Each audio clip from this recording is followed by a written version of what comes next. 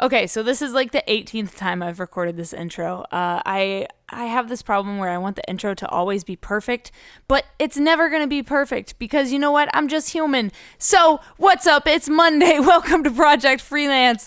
I'm having a hard time with this intro. I don't know what to say this week on Project Freelance because I think I'm just super excited for you guys to listen to this episode with Joe Large. Joe is a self-taught filmmaker and photographer. He is shooting for National Geographic. He is shooting for the BBC, and this guy is self-taught. He is self-taught. I can't stress that enough. It makes me so proud to see somebody that taught themselves how to do a craft, and they are working their dream job. And it's so cool. I've always wanted to shoot for Nat Geo. Joe also always wanted to shoot for Nat Geo, and he is doing it. And in this episode, he's actually going to give you some tips if you want to shoot for companies like Nat Geo or BBC, or if you want to work for some of these companies. There are things you can do, and there are places, and there are resources for you. And Joe talks about them in this podcast. And I am so freaking excited. I had such a good time talking to him. I can't wait for you guys to hear this. But first, I'm going to tell you about the things that you need to do. I'm going to give you all the call to actions because I'm a good podcast host, and that's how we do intros. So if you're new to the podcast, do me a favor, hit the subscribe button. I want you to know when I upload another episode. I want you to know when another guest comes on this podcast. I want you to know when there's more information for you. And I'm making it super easy. All you got to do is hit that subscribe button. You know what I'm saying? And if you like this episode, if you like what you hear on this podcast, do me a big, fat old favor. Leave me a rating. Leave me a rating, not only for myself, so I get feedback from you guys directly, but so that other potential listeners can find this podcast and read your feedback so that they can know how dope this podcast is. That's pretty much it. I mean, let's be real. When you were looking for a podcast to listen to about freelancing, you saw Project Freelance and you were like, what's this about? You probably scrolled down and saw that 5-star rating and you were like, okay, people think this podcast is pretty good. Maybe I should check it out. But maybe you were a little skeptical at first. Maybe you were like, okay, you got a couple 5-star ratings. Let me read some reviews. You read the reviews. So here's the thing. The more reviews we have, the better the chances are that people are going to listen to this podcast, and then we can just help grow a community and we can help other freelancers follow their dreams. Help me help other people by leaving some feedback. That's pretty much all you got to do, guys. And I just want to let you guys know there are a bunch of resources down in the description of this episode for you guys if you need help getting started using the Adobe package, if you need help with Adobe Premiere, things like that. There are deals for you. If you want to start submitting your photos to photo contests where they could potentially be featured in exhibitions all over the world, there are links down below for you. Check out some of that stuff. Bunch of resources down there for you guys. But without further ado, I just want to jump right into this episode with Joe so that we can talk about how he got started in filmmaking and where he is at now, shooting for Nat Geo, the BBC, and more. Joe, do me a favor, tell the people who you are and what you're all about. My name's Joe Large. I'm a professional photographer and filmmaker. Been shooting film, I've been doing it forever, as long as I can remember. When I was a little kid, my best friend's mom had a VHS-C camcorder, and we would just shoot ourselves doing like stupid stunts and skateboarding and just being idiots. And it evolved from there, and now that's what I do for a living. It's pretty fun to get to travel. Love what I do. I wouldn't do anything else. But yeah, it's pretty much the gist. Did you have anybody that really inspired you to start filmmaking or photography as you were growing up and learning? I did, like I started watching like Warren Miller ski movies back in the day, and that was a huge influence. I was like, man, I want to do that. I want to live that dream life or whatever. It was kind of cool, like watching how his career progressed from living in his like trailer in Idaho back in the 40s and 50s or whatever to what it became. Yeah, he was a big influence. And then I was always doing the kind of like stupid jackass stuff, when I was a kid, filming it or whatever. And like watching those guys, I was like, I can do that. Not like before it was a TV show, like the old CKY videos and stuff like that, And then I always loved like nature stuff, like all the Planet Earths and those kind of films. Photography, I just love creating a moment because time's fleeting, you know. That way you can kind of hold on to things if you have a photo of it or whatever. But yeah, I'm pretty much self-taught for the most part. Just picked up a camera and tried to fake it till I made it, you know.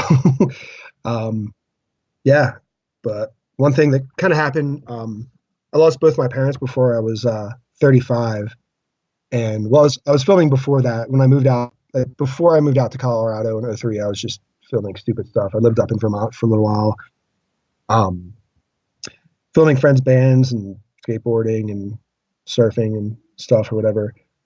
But then I think it was like 2008 or 7, 8, somewhere around. No, maybe it was a little earlier than that. GoPros and like action cameras and contours or whatever came out, and everyone's a filmmaker all of a sudden. And some people were like naysaying what I was doing, and I kind of listened to them, and I was just like, "Yeah, you know, you're right. I'm never going to make any money doing that." Blah blah blah. And then I started doing corporate IT, and I was miserable. It sucked. I hated it. And then my mom passed away, and I was like, "Shit." Sorry, can I curse on this or no? Okay. Like, I got a fucking mouth of a sailor. The um, more the merrier. Me too. So it's all good. Go for it. so yeah, my mom passed away, and I was like, damn, like life's short. You better do what you love. So I got my first DSLR then. I had it shot HD video or whatever, and I had old cameras, like I had an old GL1 and a Sony PC-110 that was, you know, like 3cc cameras that shot on mini DV tapes or whatever. But that was like my first, like my Nikon D7000 was my first like high def camera or whatever. And I just started calling myself a professional photographer and filmmaker, and I had no idea what I was doing. I mean, I had a basic concept of, you know, shooting and editing, but I was at that point, I think I was like still all like either auto or shutter priority or aperture priority mode or whatever. I wasn't shooting manual, you know. And fortunately, I had some talented friends, and I was able to travel with them, shooting snowboarding and truck racing and whatnot. And it just kind of progressed from there. And now that's what I do. But yeah, a couple of years, 4 years later, my dad passed away, and that was just another like kick in the ass to, well, this is definitely what you're doing, because life's super short, you know. So might as well not be miserable. When did it start to become profitable for you? I mean, like you were saying to your friends, like, yeah, you're right, I'm never gonna make money at this. When did it start to become profitable? Um, when was the first? I remember my first gig that I shot, like my first paycheck, and I was like, oh my god, I can actually do this. It was like, I want to say it was probably like that year when I started. I mean, I wasn't. I'd moved back. Like I moved home to help take care of my mom when she was on hospice, and she ended up passing away like 10 days after I got there.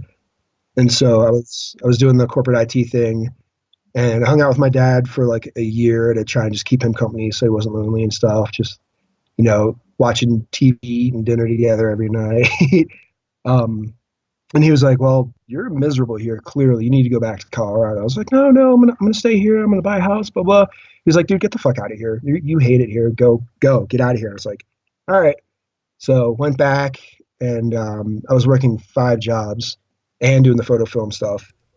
And 5 jobs? yeah, I was doing. So I was a bellman. No, I wasn't a bellman first. Yeah, I was a bellman at a hotel. I was a night out at a hotel. I was working in a restaurant, a hot dog like stand restaurant. I was doing photos and film for the snowboard camp, and then I was doing my own photo and film stuff on the side. And so like it was crazy. I was working like 7 to 3 in the morning, then 3 to 11, or I'd work 3 to 11, then 11 to 7 in the morning. And I'd come home, and if there was like some event at the ski resort, I'm like, oh my god, I just worked 16 hours, but I got to go shoot this because I want to get noticed. And like I went, shot it, edited it, posted it, went to bed, went back to work. And that kind of eventually landed me. Breckenridge Ski Resort is one of my clients, was just like hitting them up, tagging them in everything that I shot, and it just kind of progressed from there. And then I've probably been shooting for them for like 5 or 6 years now, maybe somewhere around there. But yeah, it was like that first or second year when I got back, I was like, yeah, I can do this. I can make money. I mean, I was still working jobs here and there, you know, just to support myself because it wasn't consistent. And now that I'm kind of doing that, I work at a hotel like one day every month or one day every couple months. It's a Hilton property. So we get super cheap hotel rooms anywhere in the world that there's a Hilton property. So it like makes sense. I save more money by working there than I actually make there. And so I kind of had that like when I travel, I'm like, oh sweet. Like I go on tour with a band. I'm like, yeah, we can get rooms $29 a night or $39 a night at like a 5-star resort. It's pretty awesome.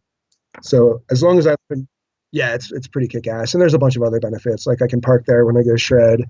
They have a medallion, which is like a free ski pass that if I have like friends that come from out of town, they can use that.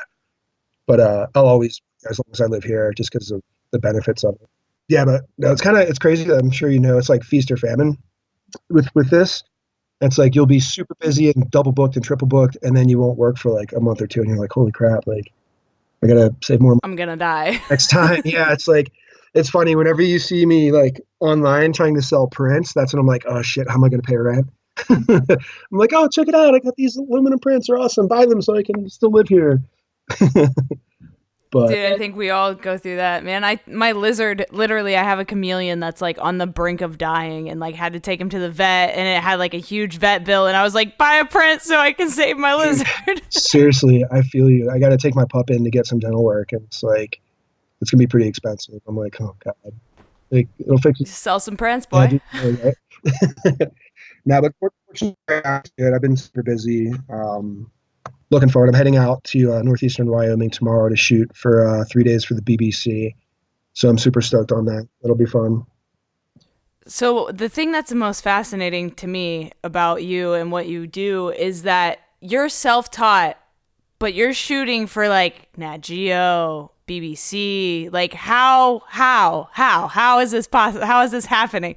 Because as someone who loves Nat Geo and grew up watching Nat Geo and Animal Planet, all these things, like Nat Geo is like a life goal of mine. You know what I mean? Like how? Tell me your ways. It's crazy. It's all just networking and like word of mouth, I guess. Like that was one of my goals when I started shooting was like, yeah, one day I'm shooting for Nat Geo. And like I was trying to do things to make that happen. Like there's this organization, it's called Photographers Without Borders. It's kind of like Doctors Without Borders, where it's a nonprofit and you go to like third world countries and try and bring like issues that the countries are having. Maybe it's like slave sex trafficking, or it's like water issues, or just poverty, farming issues, whatever it is. You try and bring them to light. And so I found out that National Geographic and like Huffington Post and Google, they pull a bunch of their content from that organization, Photographers Without Borders. I was like, man, I got to get into that somehow. And so I applied for it online, and I was going back and forth with them. They're like, yeah, if you're a scuba certified, Certified. yeah, you have a better chance. Like there's bonus points. So I was like, oh yeah, I'm actually working on that right now. So I called up this place in Beaver Creek or Avon, I think it is. Beaver Divers. I was like, I need to get certified immediately, right now, like tomorrow. They're like, all right, you're in the next class. I was like, sweet. So I went halfway through that. I didn't end up doing the pool day, but um, got a call before I got accepted into Photographers Without Borders, and they had me potentially going to Nepal to do this like sex trafficking thing. But it was during one of those times where it was like, yeah, where I was like famine. And if you don't raise, it's all like self-funded. So you do like a GoFundMe type thing through their organization. If you don't raise enough money, then you have to pay for it yourself. It was like $2,500. And this is like when I was kind of like slow, and I was like, oh crap. Like I wish this would have happened like 3 or 4 months earlier. I would have been able to just be like, bam, here we go. We're going. I'm paying for it. But unfortunately, I didn't end up going to Nepal. I'm still in with that organization though. And I'm going to try and do some stuff here in the upcoming future. But yeah, so there was that. That's kind of like the steps I was trying to take to shoot for Nat Geo. And that didn't get me there. But I'm pretty active on social, posting what I'm doing or whatever, because it's funny saying this, but if you don't talk about yourself, nobody will. Uh, in that aspect, like you got to be current and like, hey, look, I've been doing this recently and blah, blah, blah, whatever. So I try to stay active, and a friend hit me up and he's like, hey, a friend of mine's a filmmaker out in Aspen, and they're looking for a drone pilot to do this thing. And I was like, oh yeah, dude, I'm down to fly, whatever. And so I got in touch with my now buddy Matt from Vital Films, and he's like, yeah, we're doing this Hostile Planet show, and it's like right in your neighborhood. So yeah, I linked up with them, and it was literally like in my backyard, maybe 6 miles away from my house, where we were shooting up on Quandary, which was kind of ironic because that's the mountain that I spread my mother's ashes at, and so it was kind of like a whole coming of full circle for me. Like, yeah, I was like, I got up there, and I'm starting to get emotional about it now. But yeah, it was definitely a pretty crazy experience. It was awesome. Um, yeah, and that was Hostile Planet. We shot the Mountain Goat segment of the very first episode that aired in the beginning of April. But So I obviously watched it because I mean I knew you were a part of it and I had to check it out, and I like watching that when the little baby birds were falling down the mountain. I know you didn't film that, but what? I was watching it just in utter terror the whole time. dude, that and the snow leopard in the very beginning. Yeah. Oh my God. Yeah, What? it's funny. So I didn't screen it before it aired, and we had like a little viewing party here at my house. There was like 20 or 30 friends over, and I was just like, "Oh my God, like this is gonna be awesome." If you guys haven't seen Hostile Planet, listeners, you have to check it out. It's absolutely one of the most beautifully shot. Like the cinematography is absolutely like astounding, and it's like things like, did they shoot this in a studio? Like Right, it's so perfect. right. It's Oh, so perfect. yeah, I was God. super stoked to be a part of that project.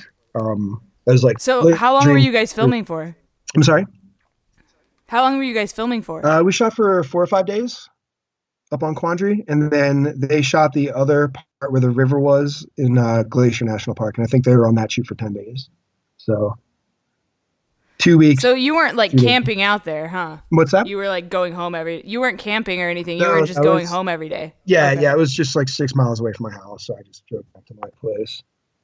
Yeah. That's amazing. Wow. So it was literally like in the neighborhood. Yep. Yeah. And so now I actually live closer to it. I'm like literally probably 3/4 of a mile away from Quandary, which is kind of cool. I can see it from my house. But yeah, it's funny. Like when I got there, I was like, all right, I'm working. Let's do it. Blah, blah, blah. And I was like in total work mode. And then I remember on the last day of the shoot when I pulled out, I was like, holy fucking shit. I just shot for Nat Geo. Like check. You know what I mean? Like, what Yeah. just happened? How, what? And then it was even more surreal watching it when it was on. So Oh yeah. And you're like you did that. Like you yeah, made that and it's on TV, dude. Like that's huge. It's massive. yeah, it was Congratulations. thank you so much. It's a long time coming. A lot of footwork to get to the point to get that call. It's like worth it all though, 100%. So what was your process like when you went out there, like when you went to go find these mountain goats and film these mountain goats? Like what was the process of like finding them and then setting up your shot? How did you choose what lenses you were using? Things like that. Like what was the process of filming these mountain goats? So we camped out in the parking lot. That's where like our base was, and a lot of them just come down from the hills and like to saw it off the cars. It's kind of funny if you look at one of my Instagram stories or whatever. It's just literally goats on top of trucks, just destroying cars, and it's insane. Like we tried warning everybody, like, look, I wouldn't park there if you're gonna go hike. I'd park down lower, kind of. And they didn't listen, so they got goated, is what we were calling it. But yeah, so they would come down to the parking lot, and we were just trying to focus on this one mother and kid because that was like the story of our segment was. So the hostile planet, right? It's a hostile planet. Not all animals survive. The hostile part of our segment was crossing the river to get to the salt leak, which was shot in Glacier, and not all the baby goats make it, and unfortunately they get swept downstream and drown. So we were just trying to focus on the mom and the kid, and I mean there was like 30 or 40 other goats just hanging out, running around. But we'd be based out of the parking lot, and then we'd go up. I was flying, so I was like the pilot in command for the drone and that. So I wasn't running the red or anything. But I think Matt had like a 50 to 1,000 lens. Like it was crazy. The red, the whole setup was just like a bazooka. It was giant. Um, I was flying. I think it was a 10 millimeter lens, a 16 millimeter lens, a 25 and a 45. It was pretty crazy. Like we were dual operating it. Myself and Kale, who was the other pilot on the episode, and we were using the Inspire 2, and like the pilot's view, it's like it's horrible on the I2. It's like 480p or something like that. So it's kind of, if you're on the 45 lens, you're super zoomed in, but you don't really know where you're at, kind of in the air, because we were flying around. We had a spotter around the corner, but as the pilot, you're like, oh, am I good? Going back and forth on radios, and they're like, yeah, you're good, whatever. But but it was kind of crazy because the terrain was so rocky and there are couloirs and stuff we were flying into, and we kept losing signal, so we had to like run towards it and try and figure out like, all right, it's back, we're going up so we can see it. You know what I mean? I mean, the spotter always had a sight on it, but the pilot not necessarily. It was kind of like a relay. But yeah, it was crazy. It was super fun. Those guys are all awesome. Where you guys were filming, is that a national No, park area? no, it's not. Okay, so I was gonna say like you didn't have to go through like the drone process to get like access because you Yeah, can't fly like in national. yeah. For our segment or our part on Quandary, it wasn't, but they had to do that for Glacier, where the Salt Lake was in the river. But I wasn't a part of that. I was just a part of the Quandary shoot. Right. So you had yourself flying, you had camera viewfinder guy, and then you had a spotter Yep, for your yep. drone. And then we also had a So producer. So we had a crew of like 5 or 6 people. oh, that's awesome. Yeah, So you were shooting on lenses, and you said you couldn't really figure out where you were. If you're the in the viewfinder, you can't like yeah. I mean, tell where you're at it's kind because of of the tough, lens. like on the 45, because it's so zoomed in. You know. Um, so it's kind of like I would have to keep switching back and forth to Kale's like view to see what he was seeing, and then go back to my view, and like we switched on and off. Like I was flying, he was shooting, he was flying, I was shooting. So running the gimbal. Wow. So can you talk about the BBC project you're going to be working on? I honestly don't know a whole lot about it. I just got the call last week for it, and it's a show that's going to be kind of like MythBusters, but for animals, and it's going to be proving myths or disproving them. So I'm not sure who the hosts are yet. I know that we're going to be shooting a cattle drive, and the only other thing I know about it is that we're going to be shooting what colors bulls either see or like they're more prone to go after. Like obviously you see matadors and they have like a red thingy, whatever, that they're waving to try and get the bull's attention. So I know that there's going to be different painted mannequins, I believe, out in the field or something. I was just talking to them earlier this morning before our call, and they're like, "You're going to have so much fun. This is going to be a great shoot." I'm like, "I cannot freaking wait." So it's just up in northeast Wyoming, right across the border from South Dakota, which I've never been to, and it's one of 3 states that I've got left. So I'm going to knock that out after the shoot. Maybe go check out Mount Rushmore or what is it, Deadwood? I think is up there. But yeah, honestly, I'm just going to pretty much leave tomorrow morning, drive up there, hang out at the ranch, shoot 3 days, then stay the last night, probably check out South Dakota and drive back. So Wow. What are the other states that you have? Maine, Alaska, and South Dakota are my last 3. Man, you got to get to Alaska. It's amazing. You'll never want to leave. I know. I want to go up there next spring, hopefully, and try and maybe do some heli drops. We'll see what happens. Yes. But Hey, I did one on a glacier. It was the coolest thing. It was the cool. We just landed right on this glacier and just hung out for like 15 minutes. It's absolutely mind blowing, dude. that's so rad. Yeah, definitely. I just did Hawaii was one of my last ones. I just did that in February for my birthday, so that was super fun. Got a bunch of friends that live out there, and I'm surprised that I've never gotten to Maine yet. I mean, I lived in Vermont right before I moved out to Colorado. I'm from the East Coast originally, but I just never made it up that far north. And then I'm gonna knock out South Dakota this week, so pretty stoked. On conquering another state, man. Yeah. So as far as like what you want, where do you want to go? Like, what do you want to do next? Like, what are your goals? Do you have any like personal upcoming projects you're working on, things like that? I just kind of want to travel as much more internationally now for work than I have been. Some safari down in Namibia hit me up, or they followed me on Instagram. I followed them back, and we started chatting. I was like, "Hey, if you ever need any content created, blah blah blah, let me know. Have camera, will travel," which is like my saying.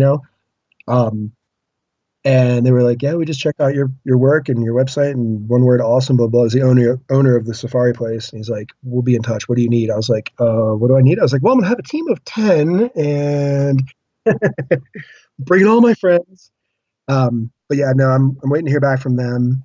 And then I guess it was like 2 years ago, I won this dream jobbing competition, and I went down to Peru and shot for a week there. And the company that I was shooting for posted something not too long ago that they were looking for somebody to create content. I was like, "Hey, what's up? I'm over here, guys." And they're like, "Oh my God, will you move to Peru for 3 months?" I was like, "Absolutely." And they're like, "What's your salary?" I was like, "Well, I don't really have a salary, but we can figure something out, whatever, blah, blah, blah." So I got a WhatsApp call with them in the next week, try and figure that out. But yeah, I mean, I just Wow. travel and see the world as much as possible. I'm trying to hopefully go back to Iceland in November for 2 weeks. I want to get a camper and do the whole ring road. I was there back in 2014, and I was there for 4 days, kind of just flew in, shot, flew out, like it was real quick. But I got some pretty cool images there. I crashed my first drone horribly. That was super fun. um, but yeah, no, that place is amazing. I don't know if you've ever been, but I highly recommend it. By far my favorite There's country. there's an abandoned plane crash out there that I have to go see. I'm sure Yeah, you've heard about it yep, yeah, it's in on Vic. the Salt Flat. Yep. Yeah, I gotta go. I'm abandoned is like my shit, like that's like when I'm not freelancing, I'm exploring abandoned places, and Oh like yeah. I remember the first time I saw like a long exposure photo of that plane and it just blew me away. And I was like, I gotta go to Iceland just for this. But I mean, there's like, tell me about Iceland. Like what was there? Like what did you film? What did you shoot? Like what? Tell me that just the beauty of Iceland. It's unbelievable. Like I saw it was kind of funny. There was a brewery opening party here. It was like the grand opening, so I went to that, had a couple drinks, came home, had a couple more drinks with my roommates, and then I woke up with a plane ticket by myself to Iceland the next day. It was like one of those like Facebook ads on the side. It's like Iceland round trip, lodging, airfare, everything's included, $700. Is like apparently I booked it, and I woke up the next morning. I was like, "Holy shit, I'm going to fucking Iceland, guys!" And then everyone was like, "What?" I was like, "Yeah, look, I got all these confirmations." They're like, "Oh, sweet." So I ended up booking the trip by myself. I talked my buddy Alex into going. So, because I was just going to go hitchhike around the island as much as I could in 4 days, shoot, and then fly back. But talked him into going, and then we ended up renting a car. So we flew into Vic, hung out there for one night.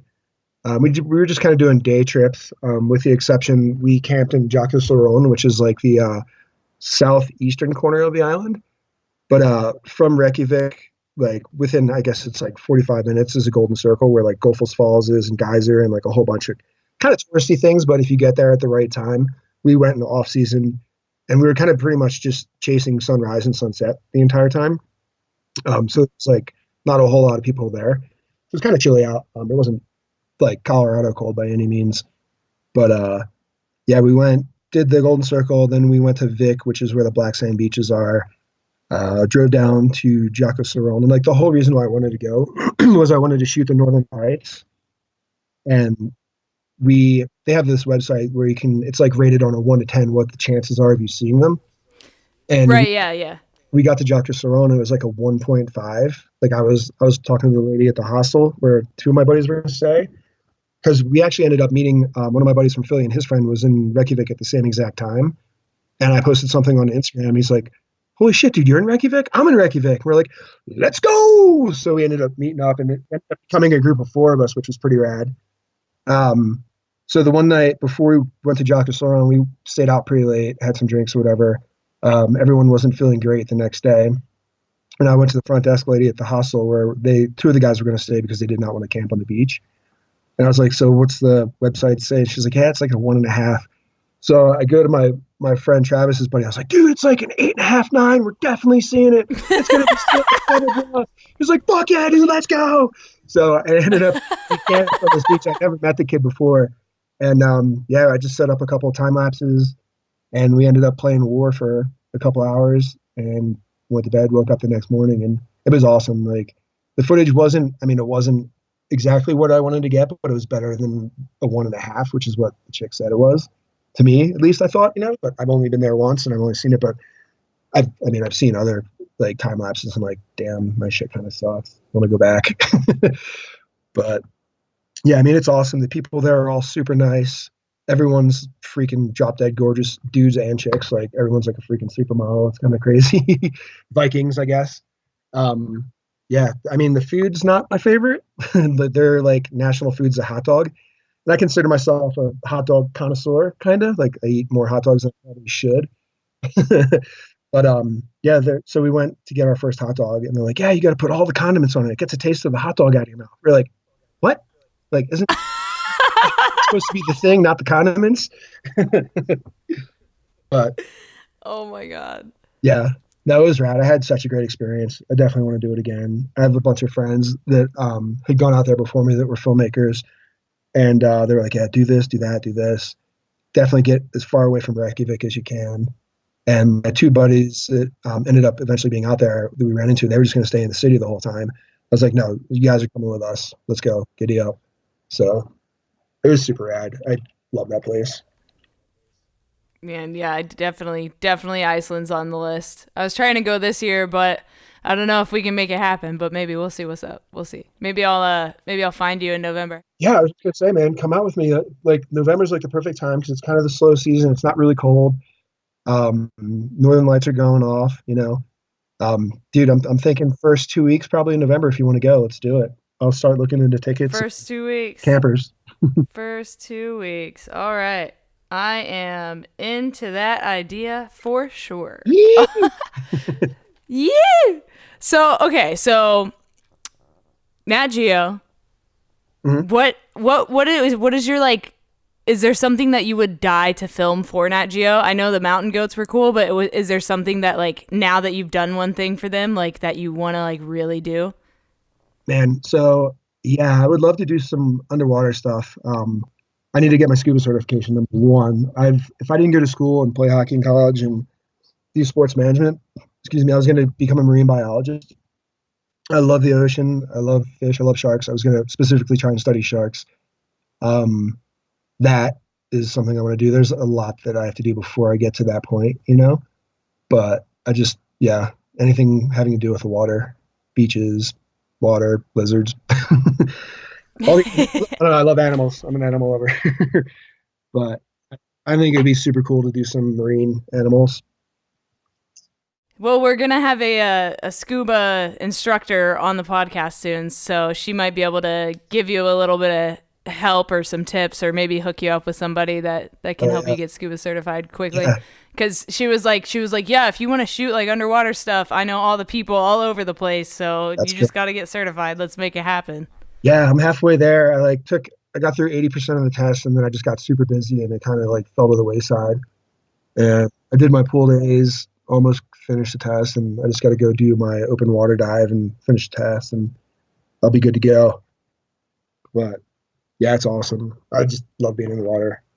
Man, I hope that you get there. I know you will. I have a feeling you're probably going to be filming sharks here in no time. Hell It would yeah! be pretty freaking cool, man. So, um I just want to stress like to people listening to this that this guy right here is a self-taught. He's self-taught and he's shooting for Nat Geo, he's shooting for BBC. Like, can you just talk to people a little bit about like how you taught yourself? Like what steps did you take? Were you like on YouTube? Were you like on Google? Like how did you teach yourself like all the necessary things to get to this level? Just honestly, like I did spend some time on YouTube, like just watching like how-to videos and whatnot. But the best thing you can do is just honestly go out there and shoot as much as you possibly can. And if your photos are overexposed, there's a reason why. Trying to figure out why they're overexposed or underexposed, or if you're not like you're it's just not lined up properly. There's like the rule of thirds. There's like just go out and do it and never listen to anybody because people are going to naysay you and talk shit and tell you you're wasting your time and blah blah blah. And don't listen to them. Just do it. Never give up. Follow your dreams. Just go out and kick ass. Just learn as much as you can. You can always undershoot. You can never overshoot. True that. True that. So, what is something you know now that you wish you knew when you started? Um, that's a good question. Something I know now. Um, shoot more manual. Don't shoot auto, especially with video, you know, Yeah. because your aperture is going to change and it's going to totally just fuck up everything. Yeah, shoot Yeah, manual. I can attest to that. I can attest to that. Shoot a manual. And if you're not doing it, start doing it Yep, immediately. and always shoot raw. Don't shoot JPEG. Yeah, always shooting raw, guys. Always shoot the highest quality you can possibly shoot with the device you have. Definitely. Because you can always downsize it. You can't upsize something you shoot up. Yep, you can only polish a turd so much, Yep. guys. Keep that in Folk mind. show.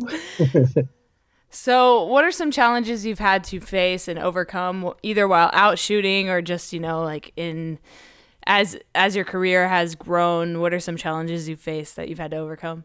Definitely when I'm out shooting, if I'm specifically flying drones, weather, wind, um, batteries failing, birds flying away.